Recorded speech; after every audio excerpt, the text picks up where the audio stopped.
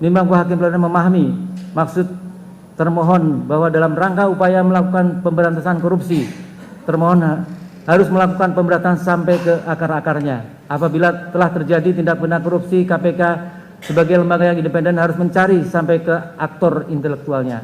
Demikian pula dalam perkara aku, termohon harus mencari sampai aktor intelektualnya didapatkan. Namun demikian, dalam upaya pemberantasan korupsi, termohon tidak boleh lupa yang diamanatkan dalam pasal 5 Undang-Undang Nomor 30 Tahun 22 tentang tindak pidana korupsi. Dalam menjalankan tugas dan wewenangnya, Komisi Pemberantasan Korupsi berasaskan pada asas kepastian hukum, keterbukaan, akuntabilitas, kepentingan umum, dan proporsionalitas. Dalam penjelasan ketentuan ini dimaksud dengan A. Kepastian hukum adalah asas dalam negara hukum yang mengutamakan landasan peraturan undang-undang, kepatutan, dan keadilan dalam setiap kebijakan penyerahan tugas dan wewenang Komisi Pemberantasan Korupsi. Dalam setiap tugas dan wewenang Komisi Pemberantasan Korupsi, keterbukaan adalah asas yang membuka diri terhadap hak masyarakat untuk memperoleh informasi yang benar, jujur, tidak diskriminasi tentang kinerja Komisi Pemberantasan dalam menjalankan tugas dan fungsinya. Akuntabilitas adalah asas yang menentukan bahwa setiap kegiatan dan hasil akhir kegiatan Komisi Pemberantasan Korupsi harus dipertanggungjawabkan pada masyarakat atau rakyat sebagai pemegang kedaulatan tertinggi negara sesuai dengan ketentuan perundang-undangan yang berlaku. Kepentingan umum adalah asas yang mendahulukan kesejahteraan umum dengan cara yang aspiratif, akomodatif, dan selektif. Proporsionalitas adalah asas yang mengutamakan keseimbangan antara tugas, wewenang, tanggung jawab, dan kewajiban Komisi Pemberantasan Korupsi. Menimbang bahwa bila dihubungkan dengan pasal 1 angka 3 pemberantasan tindak pidana korupsi adalah serangkaian tindakan untuk mencegah dan memberantas untuk tindak pidana korupsi melalui upaya koordinasi, supervisi, monitoring, penyidikan, penuntutan, dan pemeriksaan di sidang pengadilan dengan peran serta masyarakat berdasarkan peraturan undang-undangan yang berlaku. Menimbang bahwa dari kedua pasal tersebut, hakim pengadilan dapat menyimpulkan bahwa upaya-upaya pemberantasan korupsi harus didasarkan kepada amanat Undang-Undang Nomor 30 Tahun 2002 tentang Komisi Pemberantasan Korupsi dan Undang-Undang Nomor 8 Tahun 1981 tentang Kitab Undang Hukum Acara Pidana serta peraturan perundangan lain yang berkaitan. Dan bila dihubungkan dalam perkara aku, termohon harus diutamakan untuk melakukan pencegahan terlebih dahulu. Karena sepengetahuan hakim pengadilan, suatu yang tidak perlu dibuktikan bahwa dalam perkara aku telah diekspos di media pada saat itu Presiden Republik Indonesia amanatnya sampai Menteri Dalam Negeri bahwa dalam pelaksanaan proyek ITP agar tidak terjadi penyimpangan, tidak korupsi, maka meminta KPK untuk mengawal dan mengawasinya. Dan waktu itu KPK telah melakukan pengawasan, namun kemudian terjadi tindak pidana, artinya KPK belum melaksanakan fungsi pencegahan sebagaimana di dalam pasal 1 ayat 3 tentang tindak korupsi tersebut di atas. Menimbang bahwa sebagaimana telah ditimbangkan di atas bahwa Sprindik nomor 0107/2009 hanya berlaku untuk pemohon. Demikian pula Sprindik yang digunakan dalam Sprindik nomor 53 tanggal 27 dan Sprindik 21 Maret terhadap Andi Agustinus alias Nandi Nugroho. Nota dinas tanggal 31 Maret 2017.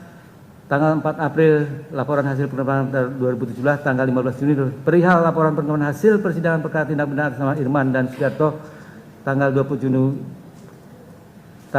Juni 2017 perihal laporan perkembangan hasil persidangan perkara tindak pidana atas nama terdakwa Irman dan Sugiarto.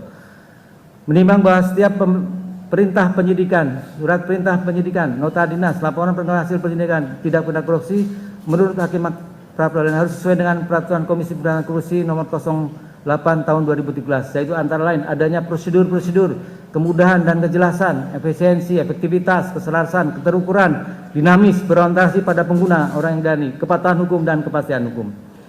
Menimbang bahwa menjadi tidak sesuai dengan prosedur-prosedur yang telah ditetapkan seperti itu di atas, manakala ada sprindik orang lain yang digunakan untuk sprindik perkara orang lain. Demikian halnya dalam perkara aku sprindik nomor 5601/2017 harus digunakan untuk perkara pemohon, tidak boleh digunakan untuk perkara orang lain. Demikian pula sebaliknya, sprindik orang lain tidak dapat digunakan perkara aku.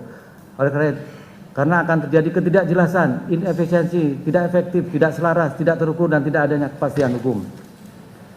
Menimbang bahwa dari hal di atas, bahwa dalam upaya pemberantasan korupsi bukan berarti tidak boleh mencari alat bukti yang diperoleh dari alat bukti lain yang perkaranya dilibatkan beberapa orang.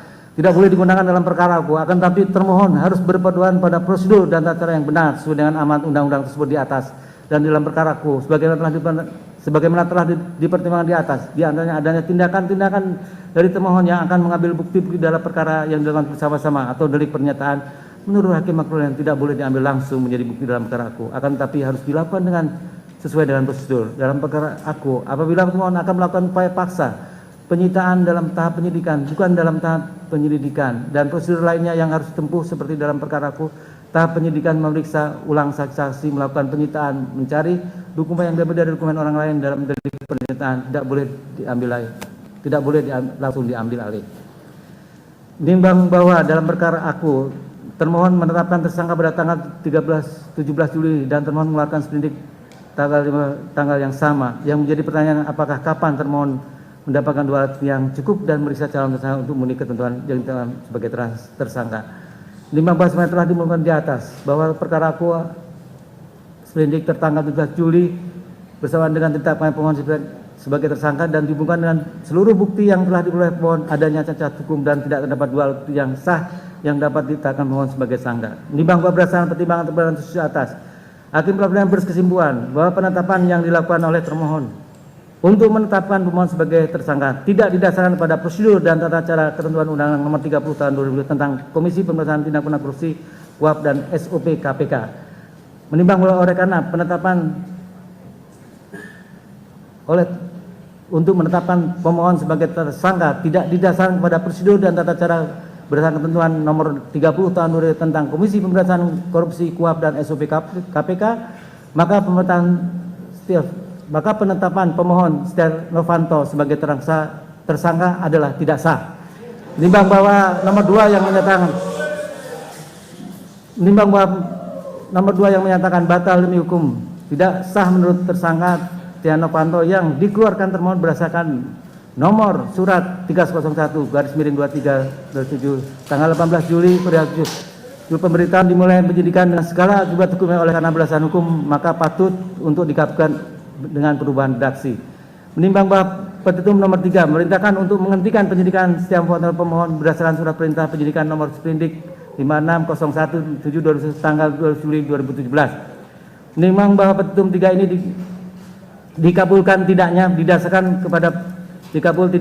petitum nomor 2. Oleh karena petitum nomor 2 dikabulkan, maka petitum 3 berdasarkan hukum untuk dikabulkan. Menimbang bahwa dalam petitum nomor 4 memerintahkan termohon untuk menetapkan penjagaan terhadap Setia Novanto sejak putusan dalam perkara ini diucapkan dalam hal dilakukan pencegahan terhadap Setia Novanto pemohon. Menimbang bahwa dalam perkara petitum nomor 4 ini kewenangan untuk memerintahkan termohon untuk mencabut penetapan pencegahan terhadap Setia Novanto sejak putusan dalam perkara ini diucapkan dalam hal melakukan pencegahan Setia Novanto menurut hakim peradilan merupakan kewenangan administrasi dari pejabat administrasi yang mengeluarkan penetapan tersebut. Oleh karena itu petitum ini tidak dapat dikabulkan. Menimbang bahwa petitum 5 merintahkan untuk mengeluarkan Setia Novanto dari tahanan apabila pemohon berada dalam tahanan sejak putusan diucapkan. Menimbang bahwa petitum nomor 5 tersebut karena pemohon belum melakukan upaya paksa, maka petitum 5 tersebut tidak beralasan pun harus ditolak. Menimbang bahwa dalam petitum 6 menyatakan batal dan tidak sah segala penetapan yang dilakukan oleh termohon terhadap Setia Novanto pemohon. Menimbang bahwa menurut hakim peradilan petitum 6 adalah berlebihan karena dengan telah dinyatakan pemohon Setia Novanto sebagai tersangka tidak sah, maka dengan sendirinya segala penetapan yang dikeluarkan oleh termohon Setia Novanto tidak mempunyai kekuatan hukum. Menimbang bahwa petitum 7 menghukum termohon untuk membayar biaya perkara peradilan aku. Menimbang oleh karena permohonan di pihak yang kalah, maka dihukum untuk membayar biaya perkara sebesar ini.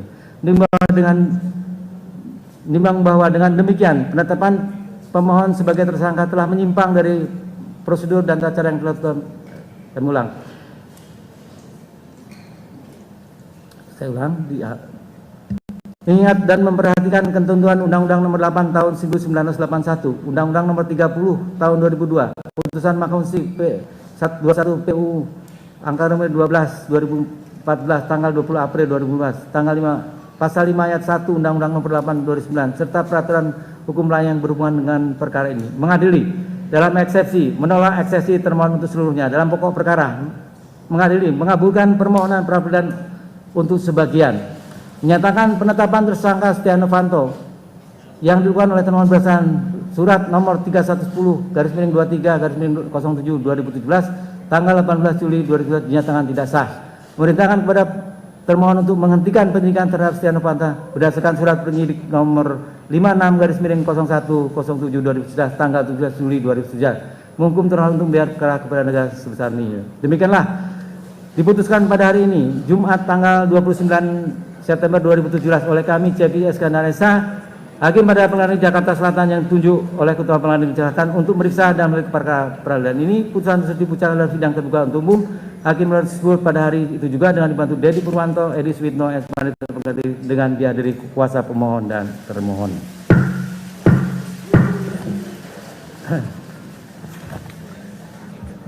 Itulah ya putusan majelis dalam perkara ini. Untuk ini karena ini sudah selesai dan merupakan suatu putusan, maka sidang harus dinyatakan selesai dan ditutup.